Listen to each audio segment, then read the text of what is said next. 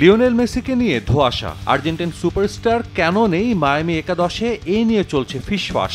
সঠিক তথ্য দিচ্ছে না তার club inter Miami. CONCACAF champions কাপে ঘরের মাঠে ম্যাচ, অথচ সেখানেও বিশ্বকাপ জয়ী তারকাকে স্কোয়াডেই রাখলেন না হাভিয়ের মাসচেরানো।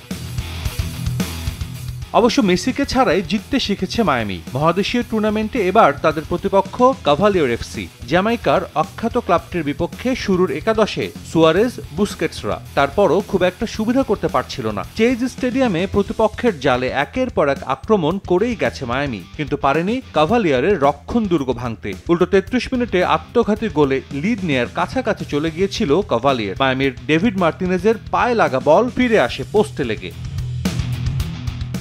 অবশ্য প্রথমার্ধের যোগ করার সময় এক গোল দিয়েছিল জ্যামাইকান ক্লাবটি, কিন্তু অফসাইডে তা বাতিল হয়ে যায়। গোলশূন্য অবস্থায় শেষ হয় প্রথমার্ধ। বিরতির পর অবশেষে ভাঙে ডেডলক। ৬১ মিনিটে আর্জেন্টিন উইঙ্গার আলেনদের গোলে লিড পায় মায়ামি। ম্যাচ শেষের আগে স্কোর শিটে নাম তোলেন উরুগুয়ান কিংবদন্তি লুইস সুয়ারেজ। ২-০ গোলের জয় নিয়ে মাঠ ছাড়ে ইন্টার মায়ামি। এদিকে ইউরোপা লিগে রিয়াল সোসিয়েদাদের মুখোমুখি হয় ম্যানচেস্টার ইউনাইটেড। ইপিএলে হতশ্রী দশা, সবশেষ ম্যাচে ফুলহ্যামের কাছে হেরে রেড ডেভিলস বিদায় নিয়েছে এফএ কাপ থেকেও। তবে চলতি মৌসুমে একমাত্র ক্লাব হিসেবে ইউরোপিয়ান প্রতিযোগিতায় অপরাজিত আছে ইউনাইটেড।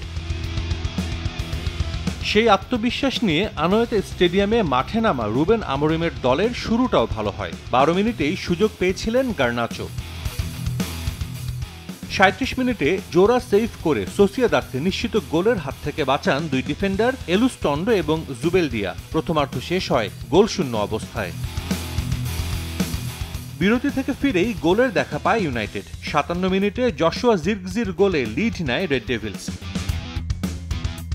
এর কিছু সময় পরই সমতা আনে স্বাগতিকরা। ডিবক্সে হ্যান্ডবল করেন ইউনাইটেড অধিনায়ক ব্রুনো ফার্নান্দেজ। ভিএআর রিভিউয়ে পেনাল্টির সিদ্ধান্ত দেন রেফারি। সমতা আনেন মিকেল ওয়ারজাবাল। শেষ দিকে লিড নেওয়ার সুযোগ পেয়েও তা কাজে লাগাতে পারেনি সোসিয়েদাদ। সমতায় শেষ হয় রাউন্ড অফ 16-এর প্রথম লেগ। সাজিদ মুস্তাহিদ, সময় সংবাদ।